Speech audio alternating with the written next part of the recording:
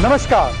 कुछ लोग corona virus से भी खतरनाक बीमारी से ग्रसित हैं। इस वायरस को फर्जी सेकुलरिज्म का वायरस कहते हैं और अगर एक बार आप इसके शिकार बन गए, संक्रमित हो गए, तो फिर सेकुलरवादियों की और सेकुलरिज्म की सिर्फ एक आंख काम करती है। उन लोगों को सिर्फ एक तरफ की बात दिखती है।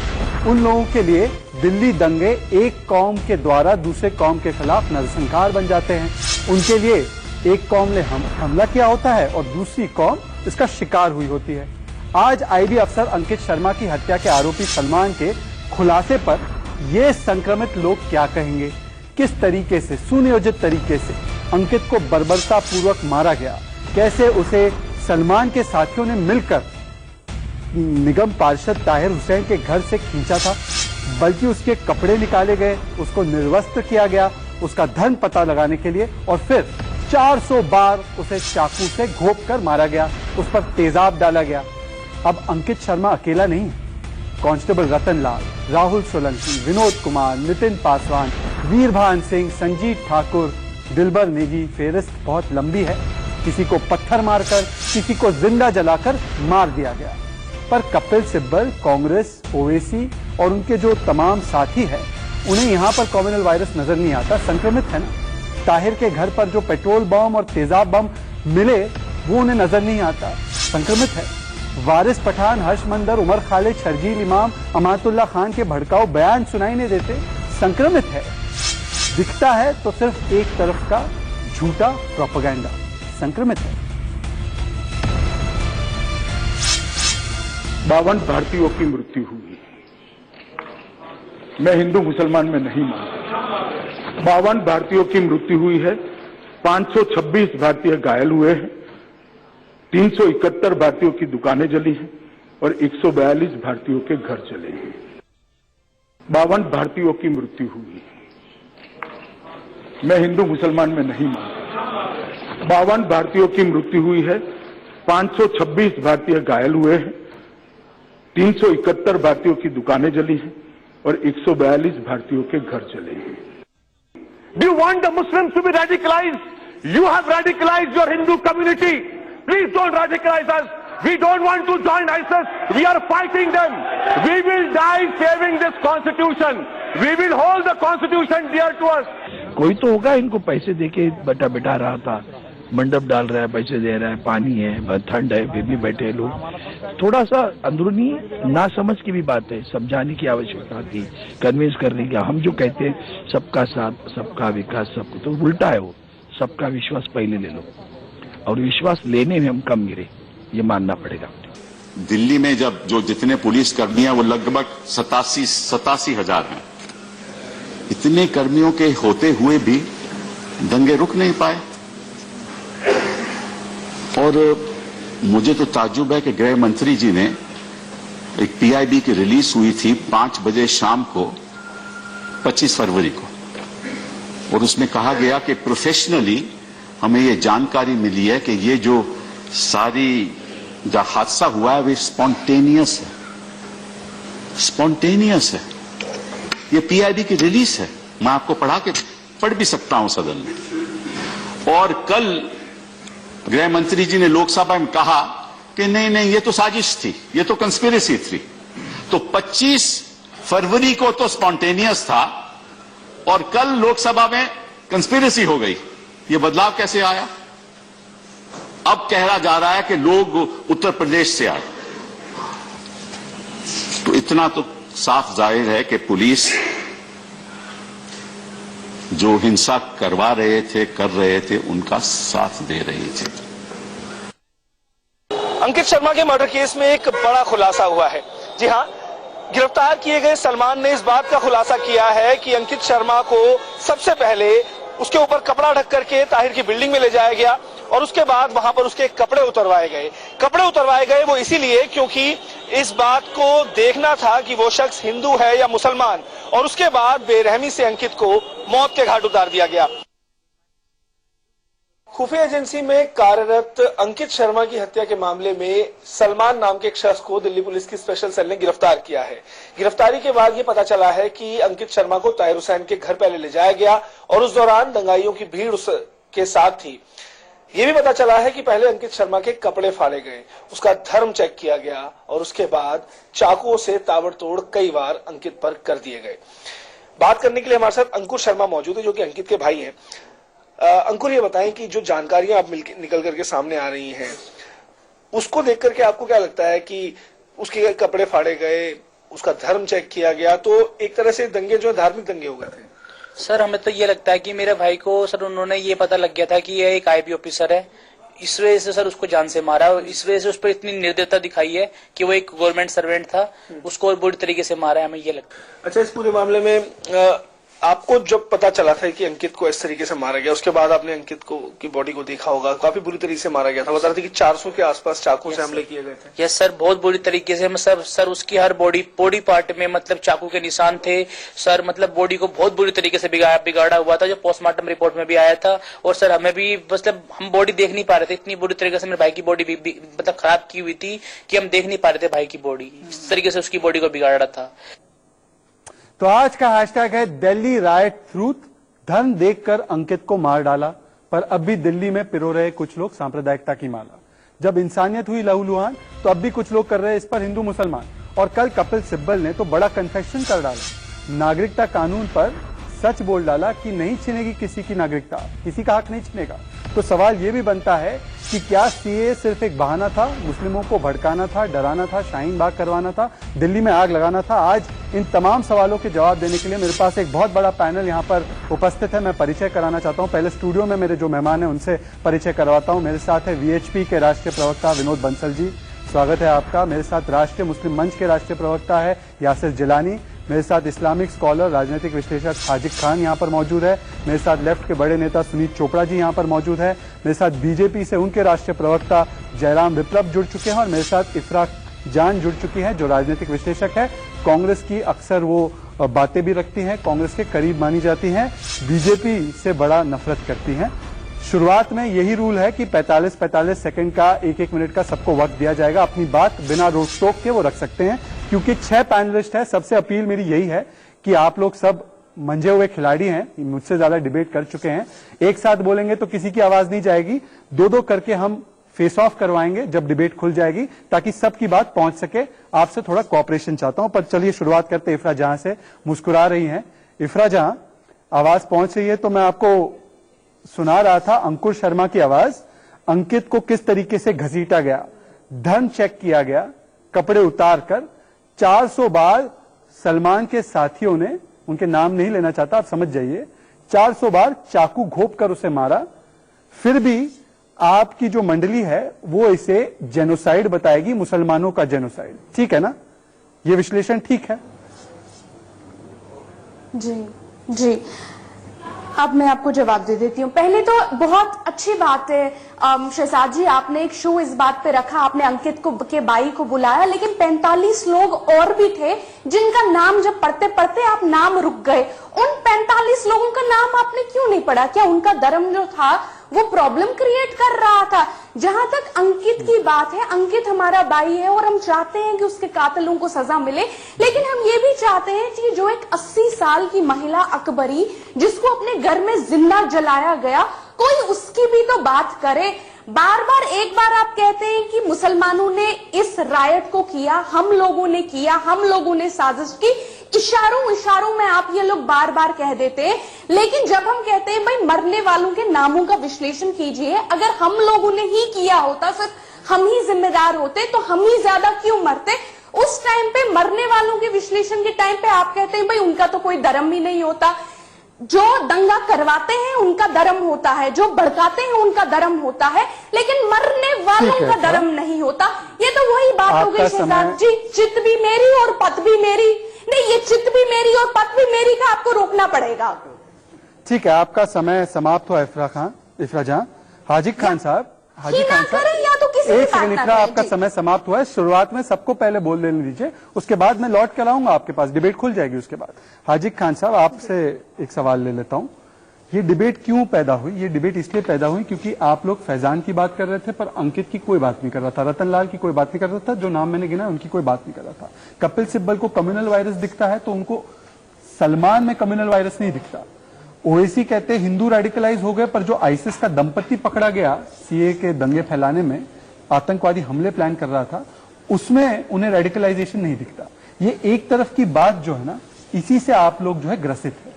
देखिए शहजाद साहब, आपकी बात का जवाब देने से पहले मैं तो अपने देश के जो 53 नागरिक हमारे भारतीय मरे उनके साथ मैं गम में शरीक हूं, और हिंदुस्तान के जो जिंदा दिल लोग हैं जो इंसानियत रखते हैं सबको शरीक रहना चाहिए। नंबर 2 बात, कोई हिंदू इस बात पर खुश हो कि किसी अंकित शर्मा को, किसी फैजान को मार दिया, अकबरी को मार दिया, या कोई मुसलमान इस पर खुश हो कि अंकित को मार दिया या किसी को मार दिया, रतनलाल को मार दिया। मैं समझता हूं वो इंसानियत के धंधे हैं, हिंदुस्तान के नागरिक नहीं। जो राम के नाम पर या अल्लाह के नाम पर किसी का कत्ल करने वाले, मैं उन्हें इंसान नहीं मानता। मैं ये कहूंगा कि हिंदुस्तान के हिंदू और मुसलमान हमेशा भाईचारे से रहे हैं। कि यकीन हो कि ना हो, बात तो यकीन की है, हमारे जिस्म की मिट्टी इसी जमीन की है, मेरे वतन के सारे लोग भाई भाई हैं। ये दूरियों की सियासत किसी कमीन की है, चाहे किसी पार्टी का आदमी कोई सियासत, लाशों की ढेर पर राजनीति नहीं की जाएगी, बल्कि देश में अमन चैन की बात करना चाहिए। और हम भी अभी जुमे की नमाज में भी इस देश में अमन चैन की दुआ करते हैं। तकरीर नहीं, मुशायरा और तकरीर नहीं, आपकी बात समाप्त हो गई, समय समाप्त हो गया। नहीं, आपकी घड़ी तो बहुत स्लो चलती होगी। फिर मैं आना चाहता हूँ विनोद बंसल जी के पास। विनोद बंसल जी, ये बातें बहुत अच्छी करते हैं यहाँ पर मैं आपसे पूछना चाहता हूं कि जब इंसानियत हुई लहूलुहान तो कौन कर रहा था? हिंदू मुसलमान।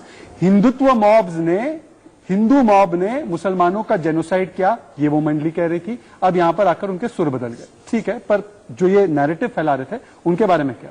देखिए, मेरा एक बड़ा स्पष्ट मत है कि जो मरे वो वास्तव में गृह मंत्री ने ठीक कहा कि सभी भारतीय थे, लेकिन आपने अंकित शर्मा का नाम क्यों लिया? इसके पीछे भी एक बात समझने वाले को समझनी चाहिए, जो नहीं समझे वो तो नाड़ी है ही है।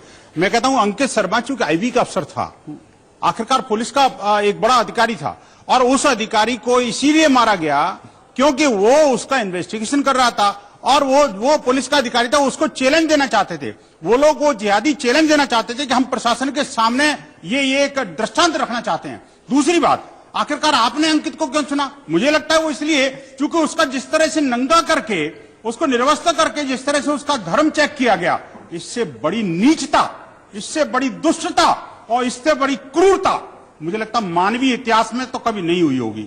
मुझे नहीं लगता कि औरंगजेब के टाइम पे भी किसी को नंगा करके ये देखा जाता होगा कि तेरा धर्म क्या है। मुझे नहीं लगता कि कोई हुमायूं और वो ये गजनी ने भी कभी किसी का धर्म देखा होगा इस तरह से नंगा करके। और इतना बीभत्स कांड देश की राजधानी के अंदर और देश के चुने हुए जनप्रतिनिधि द्वारा उसके घर को अड्डा बना करके किया जाए, इससे बड़ा दुर्भाग्य और क्या हो सकता है भाई? मुझे लगता है कि इसमें हिंदू मुसलमान की आवश्यकता नहीं है, लेकिन वो लोग सब नंगे हो चुके हैं, उनके साथ मुझे लगता है वही कांड करना चाहिए जो कि अंकित शर्मा के साथ हुआ है। सुनीत चोपड़ा जी, ये अब भी एक जेनोसाइड है, मुसलमानों का ही सिर्फ जेनोसाइड है। ये जो अंकित शर्मा के साथ हुआ या जो बाकी के विक्टिम्स के साथ हुआ, इसको आप भारतीयों के साथ ये किया गया क्यों नहीं देख सकते? क्यों कौन कहता है नहीं देख रहे? सर, मैं तो हैरान हूं कि मिस्टर बंसल कह रहे हैं उनके साथ वही करना चाहिए जो उन्होंने किया। इसका मतलब है कि उनका भी चरित्र वही है जिन्होंने अंकित को मारा है। सीधी बात मैं रखता हूं। दूसरी चीज, मेरे को फक्र है कि अंकित का परिवार वो है जैसा है। जो प्रश्न आपने पूछा था, आपने उसके जवाब को ध्यान से सुना है? उसने कहा इसलिए मारा गया क्योंकि आईबी का ऑफिशियल था, उसने हिंदू मुस्लिम की बात नहीं की थी। उनके पिताजी ने कहा था कि वो जो मिस्टर मिश्रा जो आए थे, वो बीजेपी का एमएलए, उसका नाम लिया था कपिल मिश्रा। तो मेरा ये कहना है इस परिवार में असली हमारी भारतीयता है। ना हम हिंदू हैं ना मुसलमान हैं, अपने घर में हैं जो भी हैं, लेकिन देश में हिंदुस्तानी हैं। लेकिन मिस्टर बंसल वो नहीं है।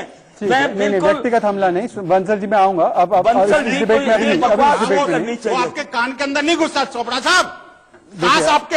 काश आपके ज्ञान चक्षु खुले होते कि विनोद बंसल ने क्या कहा। अभी पूरा देश ने देखा, पूरे देश ने सुना, लेकिन आप नहीं सुनते।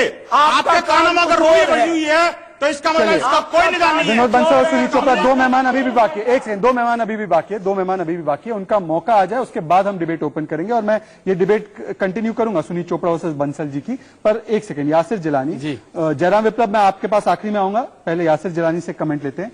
यासिर जिलानी, मुझे एक बात बताइए, सलमान पर चुप थे, ताहिर हुसैन पर चुप थे, पीएफआई के रोल पर चुप थे, भीम आर्मी पर चुप थे, शाहरुख पर चुप थे, आईसिस के दंपति पर चुप, अभी भी बाकी है, दो मेहमान अभी भी बाकी है, उनका मौका आ जाए उसके बाद हम डिबेट ओपन करेंगे और मैं ये डिबेट कंटिन्यू करूंगा सुनील चोपड़ा वर्सेस बंसल जी की। पर एक सेकंड, यासिर जिलानी, जयराम विप्लव, मैं आपके पास आखिरी में आऊंगा, पहले यासिर जिलानी से कमेंट लेते हैं। यासिर जिलानी, मुझे एक बात बताइए, सलमान पर चुप थे, ताहिर हुसैन पर चुप थे, पीएफआई के रोल पर चुप थे, भीम आर्मी पर चुप थे, शाहरुख पर चुप थे, आईसिस के दंपति पर चुप थे, कपिल मिश्रा और अनुराग ठाकुर पर लगातार बोलते हैं, फिर कहते हैं कि हम तो दोनों तरफ की बात कर रहे हैं।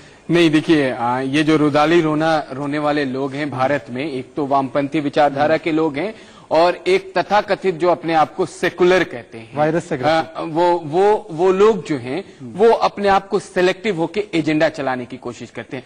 आपको उस वक्त रोना नहीं आया जब 80 दिन पहले भारत की राजधानी को अनरेस्ट करने के लिए कुछ तथाकथित जो गुंडे थे उन्होंने हर छोटे छोटे जगहों को घेर लिया और वहां पे आंदोलन की शुरुआत करी। उस वक्त आपको समझ में नहीं आया था कि इसका आगे का परिणाम क्या होगा। आप जिस तरीके से देखिए कि मॉडस ऑपरेंडी देखिए इनका, अंकित शर्मा की हत्या कैसे की जाती है, जैसे हमने आईएसआईएस के बारे में पढ़ा है, जैसे हमने माओवादियों के बारे में पढ़ा है, वही मॉडस ऑपरेंडी इन्होंने अंकित शर्मा के लिए रखा है। और आप कहते हैं कि हम सब हिंदुस्तानी हैं, हिंदुस्तान एक की बात करते। सुन लीजिए, जब आप चुप थे, आप बोल रहे थे मैं चुप था, मैं आप जब बोल रहे थे मैं बिल्कुल चुप था, मैं फिनिश कर रहा हूं, आप उस वक्त खामोश हो जाते हैं। शहजाद भाई, प्रॉब्लम क्या है इनको प्रॉब्लम ये नहीं है कि ये समझने की कोशिश करते कि 36 घंटे के अंदर एक इतना भयानक दंगा जो सुनियोजित और संगठित तौर पे किया गया उसको रोक दिया गया।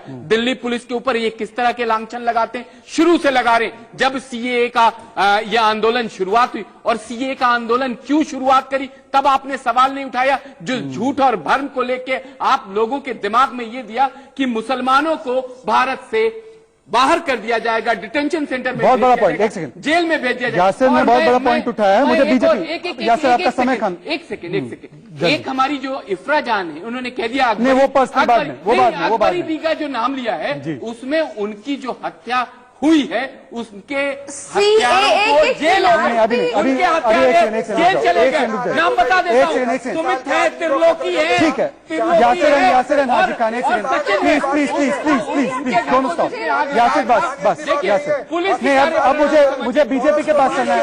नहीं, सबके माइक डाउन, मेरे पहले रूल को कोई तोड़ेगा नहीं। यासिर जिलानी का माइक डाउन, मैं बीजेपी के पास चलना चाहता हूँ। एक पॉइंट जो यासिर ने उठाया वो बड़ा महत्वपूर्ण पॉइंट है और कल उस पर कपिल सिब्बल ने भी पोल खोल कर दी कांग्रेस की, और वो पॉइंट ये था कि दरअसल सीए कानून में मुसलमानों के खिलाफ कुछ है ही नहीं। मुझे एक बात बताइए जयराम विप्लव, जब ये सच से सामना कर ही दिया है कपिल सिब्बल ने, तो ये भी बता देना चाहिए कि ये पूरा का पूरा आयोजन मुस्लिमों को भड़काना, मुस्लिमों को डराना, शाहीन बाग तैयार कराना और दिल्ली में आग लगाना, ये कार्यक्रम था सीए के नाम पर। जयराम,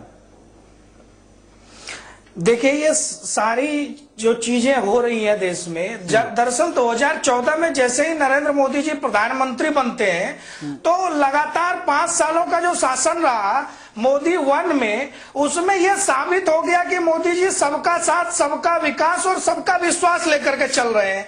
तो इनको बड़ी दिक्कत हो रही थी कि आखिरकार ये मोदी जी सारी योजनाएं सभी तक लेकर के जा रहे हैं, तुष्टीकरण का खेल बंद हो गया है, सभी नागरिकों को एक समान रूप से देख करके सरकार चल रही है। तो इस पूरे षड्यंत्र की पृष्ठभूमि यहां से शुरू होती है और जैसे ही सीएए कानून आता है कुछ लोगों के पेट में दर्द शुरू हो जाता है और कुछ लोग तो इस बात से खुश हो जाते हैं कि उन्हें मुस्लिमों को बरगलाने का, भ्रमित करने का, बहकाने का एक जरिया मिल गया। और आप देख लीजिए, हर्ष मंदर से लेकर के कपिल सिब्बल, शशि थरूर, मणिशंकर अय्यर और 14 तारीख की रामलीला ग्राउंड में जो रैली हुई उसमें 7 से अधिक जहरीले बयान दिए गए, लोगों से कहा गया घरों से बाहर निकलो। और 13 तारीख को बरेली में तौकीर रजा ने कहा कि अगर ये कानून वापस नहीं लिया तो जीप पर वो माइक लेकर के घूम रहे थे और कह रहे थे वापस नहीं लिया तो गलियों में दंगे होंगे, लोगों का खून ओके बहेगा। जयराम, अब डिबेट ओपन हो रही है। एक सेकंड, अब एक सेकंड हाजी खान, अब डिबेट ओपन हो चुकी है। पहला हाजी खान वर्सेस वीएचपी, हाजी खान वर्सेस वीएचपी, दोनों के बीच में फेस ऑफ। क्या विनोद बंसल एंड हाजी खान अब साबित हो चुका है कि पूरा एजेंडा दरअसल मुस्लिमों को सीए के नाम पर बरगलाने का था, उनको सड़कों पे लाने का था, कत्लेआम कराने का था, और वो अब भी जारी है। दंगे खत्म हो चुके हैं पर दंगों पर लाशों की राजनीति, हिंदू मुस्लिम की राजनीति अब भी चालू है। विनोद बंसल एंड हाजी खान, ये बात बड़ी अच्छी तरह से एस्टेब्लिश हो गई है। पूरे देश ने देखा है कि जितने भी एंटी सीएए जो है प्रोटेस्ट नाम के हुए हैं, जो कथित प्रोटेस्ट जिसको बोलते हैं, वो सारे के सारे मुस्लिम डोमिनेटेड एरिया हुए हैं, वो सारे के सारे इस्लामिक जिहादियों द्वारा खड़ी की गई राष्ट्र विरोधियों की एक बहुत थी। वो कांग्रेस और सेक्युलर मानसिकता के लोग थे, उन सब लोगों ने मिलकर के देश के विरोध में षड्यंत्र रचा, हिंदुओं के विरोध में प्रोपेगेंडा चला और देश के संविधान और न्याय व्यवस्था का मुखार उड़ाने के लिए ये इस्लामिक जिहादियों को हथियार दिए गए, उनको हथियार बांटे गए और हत्याओं की बाकायदा ट्रेनिंग दी गई और उसके बाद में असला सप्लाई किया गया। और चुने हुए जनप्रतिनिधि आम आदमी पार्टी का जो निगम पार्षद है, उसके घर को अड्डा बनाया गया। विनोद बंसल जवाब, वो आतंकवाद का अड्डा बना। विनोद बंसल का सवाल, एक सेकंड हाजी खान, सवाल सीधा है। सीए में कोई दिक्कत नहीं है। कपिल सिब्बल, सोनिया गांधी सीए सेकुलरिज्म के खिलाफ है। कौन सच्चा कौन झूठा, कौन सच्चा कौन झूठा, मुझे बताइए। क्या आपको बेवकूफ बनाया गया? वर यू मेड अ फूल? यासिर जिलानी, हाजी खान को बेवकूफ बनाया गया क्या? सीए के नाम पर बेवकूफ बनाया गया? बनाया जा रहा है। मुझे लगता है कि हाजी खान को एक बार सीए को दोबारा समझना होगा। और आपने पढ़ा है, आपके जो फॉलोअर्स हैं, जो आपके कौम के लोग, जो हमारे भी कौम के लोग हैं, उनको जाके समझाइए। आप कम से कम समझाइए कि सीए से जब आपको राज्यसभा के अंदर कपिल सिब्बल जिन्होंने सबसे ज्यादा मुसलमानों को भड़काया, उन्होंने क्लियर कर दिया कि इसका मुसलमानों से कोई ओके, यासिर जिलानी, एक second, Haji Khan, one second, Sunil Chopra, okay, Yasir, okay, तो फिर क्यों Yasir and Haji, please, Sunil Chopra, okay, Sunil Chopra, एक सेकंड, दोनों स्टॉप, वन सेकंड। आपको मालूम तो कुछ है। मैं जब आपसे बोलूंगा तब आप बात रखेंगे, please. Yasir please cooperate with me. Sunil Chopra, NPR पर भी प्रोपेगेंडा को ध्वस्त कर दिया, डी नहीं लगेगा, पहले भी बोला। एक second, listen to the question को सुनो।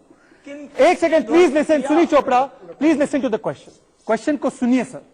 कल कपिल सिब्बल ने बोला सीए से दिक्कत नहीं है, एनपीआर से है, एनपीआर में डी लग जाएगा। डी का भी जवाब दे दिया, सीए का भी जवाब दे दिया। अब लेफ्ट क्या बोलती है? कांग्रेस पार्टी ने बेवकूफ बनाया या कांग्रेस पार्टी ने पोल खोल दी? बताइए। बेवकूफ अगर किसी ने बनाया या प्रयास किया, वो थे हमारे देश के गृह मंत्री। बीजेपी जवाब देगी। उन्होंने गृह मंत्री का बीजेपी उन्होंने क्या झूठ बोला है वो मैं बताऊंगा। उन्होंने कहा है ये मामला सिर्फ बीजेपी का नहीं है, 24-25, ठीक है, पर बीजेपी को बोल रहे हैं। 24-25 को कहा कि राइट खत्म हो गई और राइट खत्म हुई 26 को 2 लड़के मारे गए। आपको शर्म आनी चाहिए, शर्म आपको आनी चाहिए। झूठ बोल रहे हो, के एजेंडे पे काम कर रहे हो, पब्लिक में झूठ बोल रहे हो। क्या झूठ बोला? क्या झूठ बोला? चाइना के और रशिया के एजेंडे पे काम कर रहे हो। एक सेकंड, विनोद बंसल, एक सेकंड, सुनील चोपड़ा, एक सेकंड, विनोद बंसल, प्लीज, एक सेकंड, सुनील चोपड़ा, झूठ क्या बोला? सच हम लोग जवाब ले लेंगे बीजेपी से। क्या झूठ बोला गृह मंत्री ने? क्या झूठ बोला बताइए।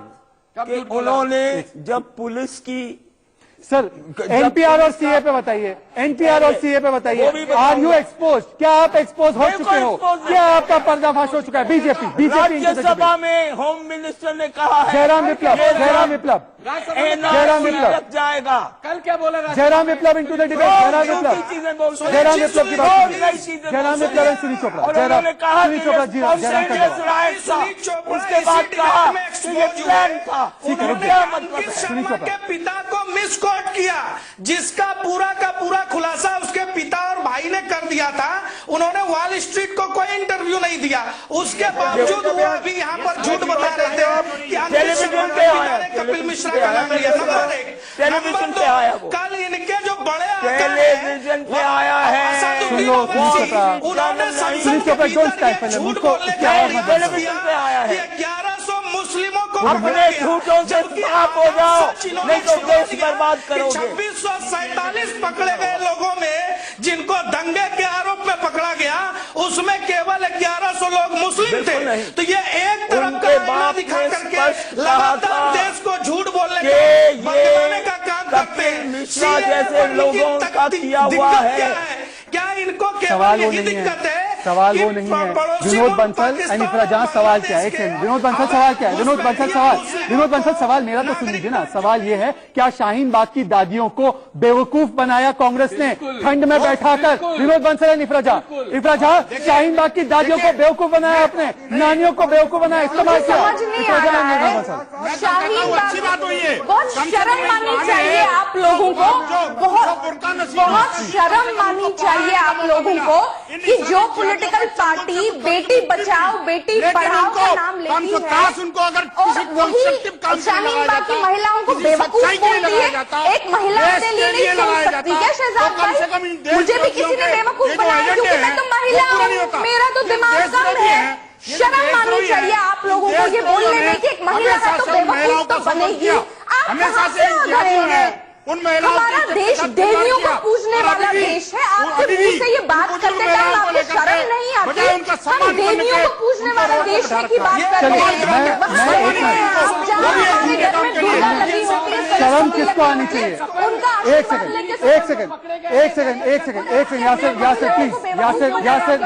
यासिर प्लीज नहीं, यासिर प्लीज एक सेकंड, दोनों से मैं सबकी आवाज डाउन, मुझे हेडलाइंस देना है प्लीज, दोनों की आवाज डाउन, मुझे हेडलाइंस देना है। शर्म किसको आनी चाहिए? शर्म किसको आनी चाहिए? वो शर्म उनको आनी चाहिए जो सीए को पहले हिंदू मुसलमान बता रहे थे और अब दिल्ली के दंगों में जो लाशें हैं उस पर हिंदू मुसलमान कर रहे हैं, उनको शर्म आनी चाहिए। एक छोटा सा अंतराल ले रहा हूं आपको हेडलाइंस दिखाने के लिए। हेडलाइंस के बाद तुरंत लौटेंगे इस गर्मागर्म डिबेट में, कहीं जाएगा मत। तो स्वागत है आपका एक बार फिर से राइट अराउंड पर, और आज चर्चा है कि दिल्ली राइट्स का सच क्या है, इसलिए हैशटैग दिया दिल्ली राइट्स ट्रू। दो सवाल नंबर 1, अंकित शर्मा की जो हत्या की गई बर्बरतापूर्वक, उसको देखने के बाद जो लोग ये आरोप लगा रहे थे कि ये मुस्लिमों का जेनोसाइड किया गया, नरसंहार किया गया, वो अब क्या कहेंगे? और दूसरा सवाल, क्या सीए के नाम पर मुसलमानों का फायदा उठाया गया, उन्हें बेवकूफ बनाया गया? इफ्राजान, दूसरा सवाल लेकर मैं आपके पास आ रहा हूं। MIM, कांग्रेस पार्टी, तमाम विपक्षी दलों ने आप जैसी मासूम महिलाओं को शाहीन बाग में बिठा दिया। खुद ये भी जहर उगलती रहती है। यासिर जलानी और इफ्राजान, ये खुद जहर उगलती रहती है। ठीक है, जवाब ले लूं। बहुत विडंबना की बात है कि मैं मासूम हूँ, मैं तो बेवकूफ हूँ, महिला हूँ तो बेवकूफ हूँ ना, मुझे तो कोई भी बेवकूफ बना सकता है, मैं तो खुद पढ़ नहीं लिख नहीं सकती हूँ। शर्म माननी चाहिए आप लोगों को। शाहीन बाग की महिलाएं जो है वो सब बेवकूफ हैं, क्योंकि महिलाएं हैं तो बेवकूफ। यासिर जलानी और इफ्राजा स्क्रीन पर, बाकी लोगों का माइक। वो मासूम दिखाई, उनसे मैंने सवाल किया। आपका सवाल क्या है? यासिर सवाल पूछे भाषण में। क्योंकि महिला को तो खुद पढ़ना नहीं आएगा। पकड़े गए, उस पर क्या कहेंगे? शर्म नहीं आती ऐसी बात करने में? अपनी सर्विस दे रहे थे। शाहीन बाग की महिलाओं को बेवकूफ बोलते वक्त आपको शर्म नहीं आती यासिर भाई? यासिर जलानी और इफ्राजा स्क्रीन पर, बाकी लोगों का माइक। वो मासूम दिखाई, उनसे मैंने सवाल किया। आपका सवाल क्या है? यासिर सवाल पूछे भाषण में। क्योंकि महिला को तो खुद पढ़ना नहीं आएगा। पकड़े गए, उस पर क्या कहेंगे? शर्म नहीं आती ऐसी बात करने में? अपनी सर्विस दे रहे थे। शाहीन बाग की महिलाओं को बेवकूफ बोलते वक्त आपको शर्म नहीं आती यासिर भाई? आप ये बात मानने को तैयार नहीं है कि हम तो देवियों को पूजने वाले, हम तो देवियों को पूजने वाला देश है, लेकिन जब वही देवी सामने आके खड़ी हो जाती है उसको बोल रहे तुम बेवकूफ हो, जो देवी के रूप में आके जहर बोलने का काम करेंगे, उनका क्या? ऐसी सुप्रीम ने कहा नहीं चाहिए ये शब्द बेवकूफ बना दिया कि जब इन्होंने देवी का नाम लिया है तो देवी के किरदार में कुछ लोग ऐसे भी होते हैं। आप शर्म कब नहीं करती है? आपसे मैंने सवाल किया, कश्मीरी कपल पे आपने जवाब नहीं दिया। मैं आपसे सवाल कर रहा हूँ कि शाहीन बाग में 85 दिन हो गए, लोग बैठे हुए, क्यों बैठे हुए? जब आपके ही नेता, तमाम नेताओं ने कह दिया यासिर मैं इंटरव्यू कर रहा हूँ, दोनों से इंटरव्यू कर रहा हूँ। यासिर प्लीज, इफ्रा जहां एक 4 महीने का बच्चा मरा, 50 से ज्यादा लोगों की जान गई, क्या जो सीए के नाम पर भड़का रहे थे इफ्रा जहां, क्या आज उनसे जवाबदेही नहीं होनी चाहिए? सीए में कुछ है ही नहीं, दिक्कत नहीं है।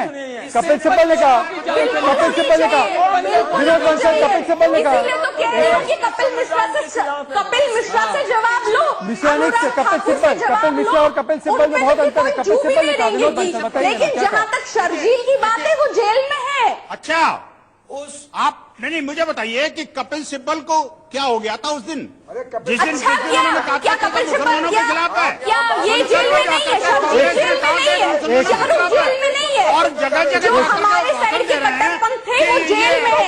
ये मुसलमानों के खिलाफ है। ये जो है, ये जो मानसिकता है, ये देश के अंदर दंगाई मानसिकता है। ये संसद में बैठ करके और संसदीय मान्यताओं का उल्लंघन करते हुए, और ये बार-बार ये दंगा भड़काने की कोशिश कर रहे हैं। ये लोग विनोद बंसल हाजी खान ने मिश्रा, एक सेकंड, मैं कुछ फैक्ट रखना चाहता हूँ। हाजी खान मैं 3 बार आपका नाम ले चुका हूँ, प्लीज मैं कुछ फैक्ट्स रखना चाहता हूँ। एक second, Sunil Chopra please, Sunil Chopra, I can not compete with you in this, मैं आपसे इतना मुकाबला नहीं कर सकता, एक आवाज 6 के सामने नहीं। प्लीज मुझे कुछ फैक्ट्स रखने दीजिए। Jairam Viplav and Sunil Chopra into the debate. मैं कुछ फैक्ट्स रख रहा हूं। कल कपिल सिब्बल ने जो बोला, प्लीज सुनील चोपड़ा पेशेंस से सुनिए। सोनिया गांधी 20 जनवरी 2020, नागरिकता कानून एक भेदभावपूर्ण कानून है, विभाजनकारी कानून है। कपिल सिब्बल बोलते कोई दिक्कत नहीं। अधीर रंजन चौधरी, ये एक सिनिस्टर डिजाइन है। कपिल सिब्बल बोलते कोई दिक्कत नहीं। You are a pseudo humanist nationalist, ये अधीर रंजन चौधरी कहते हैं, कपिल सिब्बल बोलते कोई दिक्कत नहीं। सुरजेवाला कहते हैं कि पीपल्स मूवमेंट अगेंस्ट सीए, मतलब सीए कानून के खिलाफ पीपल्स मूवमेंट ये चलता रहेगा, ये संविधान के खिलाफ है। कपिल सिब्बल बोलते हैं कोई दिक्कत नहीं। कौन सच्चा है कौन झूठा है? सुनील चोपड़ा वर्सेस जयराम विप्लव। सुनील चोपड़ा जवाब दीजिए। इतना ही कहना है। नहीं, इतना कहना नहीं है। नहीं कहूंगा जो मैं कहूंगा, आप बीच में मत बोलो। बोलना है तो मैं उठ के चला जाऊंगा। हाँ, आप झूठ मत बोलो मेरे सामने, मेरे सामने झूठ मत बोलो। सबको पकड़ के रखूंगा वहाँ। गोडसे की औलाद राज करती है। लेनिन और गोडसे को क्या मिला रहे हैं? अब पता है कि आपके विचार क्या है। पता है कातिल कौन है, पता है। होने के बाद भी इनके दिमाग में जहर बसा, क्योंकि आपकी आवाज तेज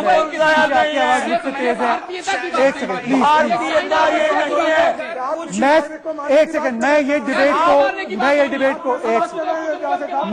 छोड़ के जा रहा हूँ, मैं डिबेट छोड़कर जा रहा हूँ नहीं, एक सेकंड, मैं डिबेट छोड़कर नहीं जा रहा हूँ, मैं सिर्फ इनको शांत कराने के लिए कह रहा था, मैं डिबेट छोड़।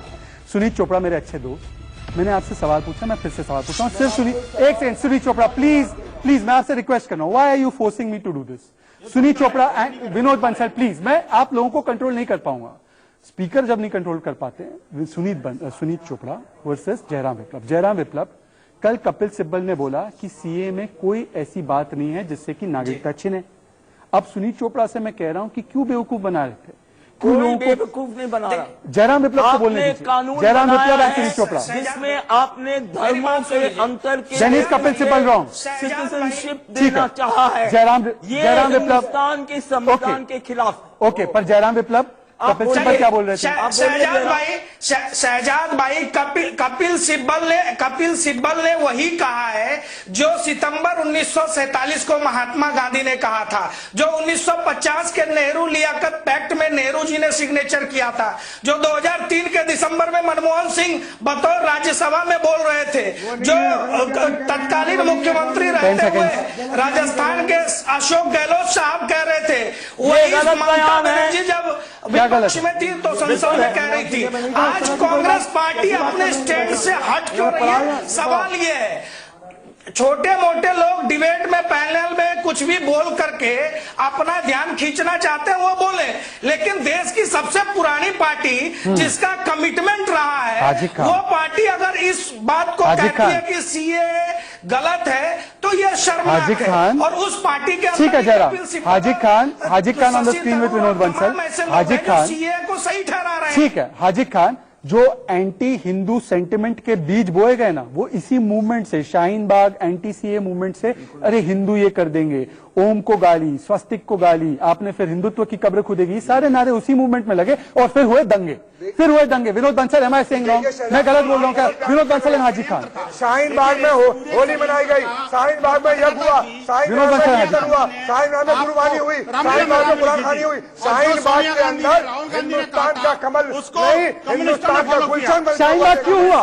शाहीन बाग भारतीय संविधान के खिलाफ, आप एक नए संविधान बनाना चाह रहे हो, उसके खिलाफ जैसे कहा था पहले देश की आजादी के समय उन्होंने कहा था, सुन लीजिए हाजी खान, ये डिबेट कि हम लड़के लेंगे पाकिस्तान, हंस के लेंगे हिंदुस्तान। ये इनकी जिन्नाबादी मानसिकता और उसी जिन्नाबादी सोच के साथ ये चल रहे हैं। आप मुझे बताइए देश की राजधानी के अंदर ये सुनिए क्या झूठ क्या है? यासिर जिलानी, विनोद बंसल, यासिर जिलानी, एक सेकंड, विनोद बंसल प्लीज, विनोद बंसल, हाजी खान तीसरी बार नाम ले रहा हूं आपका, प्लीज। मैं 3 बार नाम लूं तो थोड़ा रुक जाइए ना। यासिर जिलानी, क्या ये सच नहीं है कि सीए के नाम पर, जो सीए मुस्लिम विरोधी नहीं है, कपिल सिब्बल ने बता दिया, कल सुप्रीम कोर्ट ने भी स्टे नहीं दिया, इसीलिए वो बहुत कानून के जानकार। अब शुरू होता है हिंदुओं के खिलाफ मुसलमानों को भड़काना, सड़कों पे आ जाओ, सड़कों पे फैसला, हर्ष मंदर, उमर खालिद, यहां से बीच हुए अंकित शर्मा की मौत जो हुई, जो हत्या हुई, वो उसके बीच यहीं से गए। Only Yasir, only Yasir. आप बिलीव सुन तो लो भैया, तुमसे ज्यादा चिल्लाऊंगा फिर चुप हो जाओगे। देखिए 80-85 दिन से शहजाद डिबेट भी करी, कई डिबेट करी, कई बार लोगों को समझाया कि सीए जो कानून है आपके लिए बिल्कुल कोई लेना देना नहीं। लेकिन पता है ये जो वामपंथी विचारधारा, कांग्रेस के लाइक माइंडेड, इनको मजा आने लगा। इनको लगा कि एक ऐसी जगह मिल गई है, और उसके साथ देखिए कैसे मजा आने लगा। पीएफआई इन्वॉल्व हो जाती है उसमें, पैसे का गेम आ जाता है, पैसा मिलने लगता है पीएफआई के। देखिए पीएफआई का दिल्ली का प्रेसिडेंट गिरफ्तार होता है। हमने इस पे भी चर्चा करी कि 125 करोड़ रुपए कहां से आए, किन के लोगों के बीच में बांटे गए।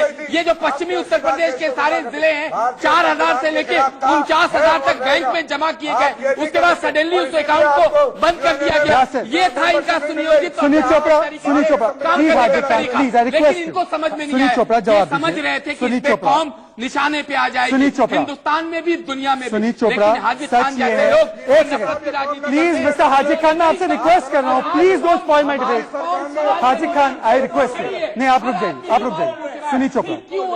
सुनील चोपड़ा सवाल, सुनील चोपड़ा, ओके, यासिर सुनील चोपड़ा से सवाल, सुनील चोपड़ा आप बोलने दो। यासिर नाउ सवाल। हाजी खान, मैं आपका माइक बंद करवा दूंगा। असल खेल यासिर जिलानी, नाउ सवाल ले लीजिए। सब लोग भाषण करने के मोड में आ जाते हैं, सवाल छोटे रखिए, जवाब लंबा रहने दीजिए। सुनील चोपड़ा, सवाल ये है कि एक सेकंड, सवाल ये, पीएफआई, भीम आर्मी, ये राजनीतिक लोग जो फायदा उठाना चाहते थे, इन लोगों ने शाहीन बाग का मॉडल क्रिएट किया, हिंदुओं के खिलाफ लोगों को भड़काया, दंगे हुए, और आप दंगों पर भी आप हिंदू मॉब ने मुसलमान को मारा। आप कब बंद करोगे? चाहते हैं फेशियल आइडेंटिफिकेशन की बात, इंक्वायरी चाहते हैं। ओनली सुनी इंक्वायरी के मैं मानने को तैयार नहीं हूँ, लेकिन मैंने एक चीज, आप क्या मानेंगे सर, क्या मानेंगे? मैं बता रहा हूँ, मैं बता रहा हूँ। आप सीसीटीवी को नहीं मानेंगे, हमने पहले ही कहा था। मैं एक छोटा सा ब्रेक ले रहा हूँ, की बात नहीं जाएंगे। सुनील चोपड़ा के पास जवाब नहीं है, मैं एक ब्रेक के लिए रुक रहा हूँ, यासिर एंड सुनील, मैं एक सबकी आवाज डाउन, मैं एक छोटे से ब्रेक के लिए रुक रहा हूँ। हैशटैग है दिल्ली राइट्स ट्रूथ, इस हैशटैग पर ट्वीट करते रहिए और बताते रहिए कि दंगों पर अभी भी हिंदू मुसलमान करना जायज है। एक छोटे से ब्रेक के बाद आखिरी पड़ाव में होगा राइट या रॉन्ग, लौट के आइए तुरंत।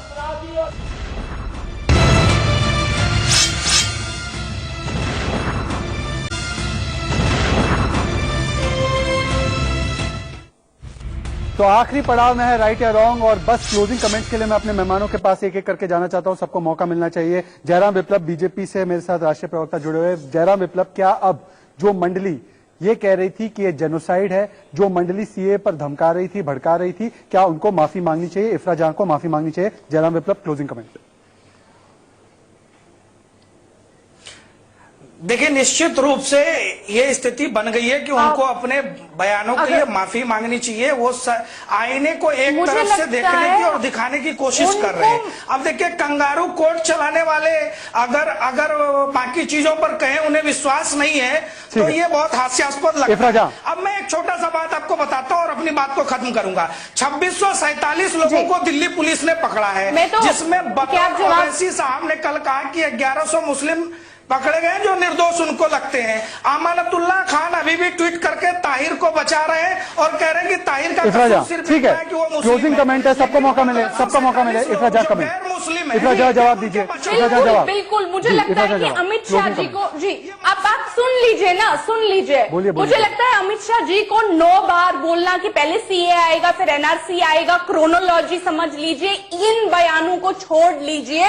रोजगार के ताहिर को बचा रहे हैं और कह रहे हैं कि ताहिर का इफ्राजा, कसूर सिर्फ ठीक है, कि वो मुस्लिम क्लोजिंग कमेंट है, सबको मौका मिले, सबका मौका मिले। इफ्राजा कमेंट, मुस्लिम इफ्राजा जवाब दीजिए। इफ्राजा जवाब, बिल्कुल, मुझे लगता है कि अमित शाह जी को, जी आप बात सुन लीजिए ना, सुन लीजिए। मुझे लगता है अमित शाह जी को 9 बार बोलना कि पहले सीए आएगा फिर एनआरसी आएगा, क्रोनोलॉजी समझ लीजिए, इन बयानों को छोड़ लीजिए। रोजगार की बात करते हैं, अर्थव्यवस्था की बात करते हैं, कोरोना की बात करते हैं, हेल्थ की बात करते हैं। आप अभी भी इफ्राजा की मंडली में मांगे विनोद बंसल। जब आप जैसे जयचंद विनोद बंसल हुए हैं, पाकिस्तान अर्थव्यवस्था को बर्बाद नहीं कर पाया, बट आपने कर लिया। हमको किसी दुश्मन की क्या जरूरत है जब जयचंद बैठे हुए हैं? बहुत शर्मनाक बात है।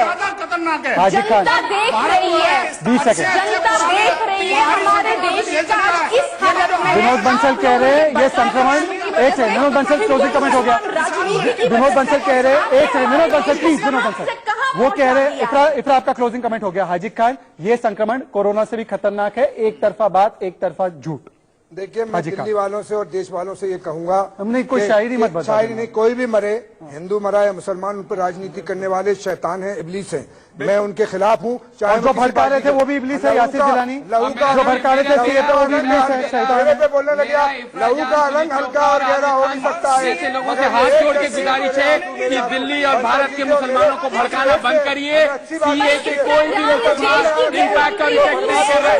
प्लीज प्लीज आप कम से कम आप बंद करिए, लाशों की राजनीति बंद करिए। लाशों की राजनीति, सुनील चोपड़ा, लाशों की राजनीति। ओके सुनील चोपड़ा, ओनली सुनील चोपड़ा, बाकियों की आवाज down. Closing comment Sunil Chopra, closing comment. क्या लाशों पर राजनीति बंद होनी चाहिए, हिंदू मुसलमान बंद होना चाहिए, और सीए पर झूठ पर्दाफाश हो चुका है, क्या सीए पर भड़काना बंद होना चाहिए? राजनीति बंद होनी चाहिए, क्योंकि अमेरिका से हथियार खरीद रहे हो जो आप, कहीं वो अपनी जनता पे आप ना इस्तेमाल करो। तुम पे विश्वास नहीं है मुझे।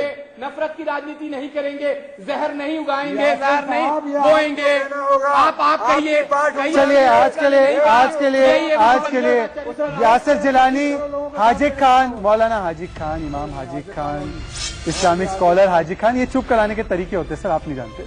चलिए सभी मेहमानों को मैं धन्यवाद करना चाहता हूँ, बहुत अच्छा डिबेट रहा, पर सवाल सिर्फ इतना है कि 2 चीजें क्लियर हो चुकी है, ना ये जेनोसाइड था किसी एक कौम का, दोनों तरफ के लोग मरे, और दूसरी बात सीए पर सब कुछ ठीक है, कोई दिक्कत नहीं। भड़काना बंद कीजिए, दंगे लगाना बंद कीजिए, आग पर रोटियां सेकना बंद कीजिए। कल फिर मिलेंगे, तब तक के लिए जय हिंद, जय भारत।